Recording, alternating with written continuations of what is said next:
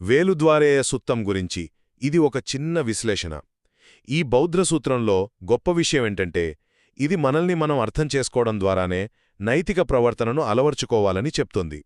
అంటే ఇది కేవలం ఆజ్ఞలను పాటించడం గురించి కాదు, మనల్ని మనం ఇతరుల స్థానంలో పెట్టుకుని చూడటం గురించి అన్నమాట.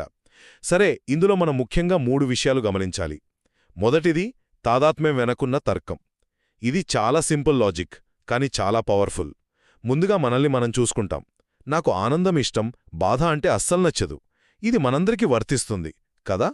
ఆ తరువాత ఇతరులు కూడా మనలాగే అని అర్థం చేసుకుంటాం. సో దీన్నుంచొచ్చే ముగింపేంటంటే నాకు ఇష్టంలేని పనిని నేను ఇతరులకు చెయ్యకూడదు. రెండోవది 7 ముఖ్యమైన సూత్రాలు. ఈ సుత్తంలో 7 అనైతిక పనుల గురించి చర్చించారు. వీటిలో 3 శరీరానికి సంబంధించినవి: హత్య, దొంగతనం మరియు వ్యభిచారం.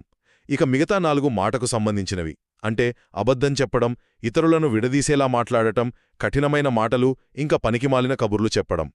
ఇక చివరిగా త్రివిధ పవిత్రత, అంటే నైతిక ప్రవర్తన 3 విధాలుగా పరిపూర్ణమవుతుందన్నమాట. 1 మనం స్వయంగా తప్పు చేయకుండా ఉండటం, 2 ఇతరులను కూడా తప్పు చేయకుండా ప్రోత్సహించడం, 3 సరైన ప్రవర్తనను, దాని విలువను గుర్తించి మెచ్చుకోవడం.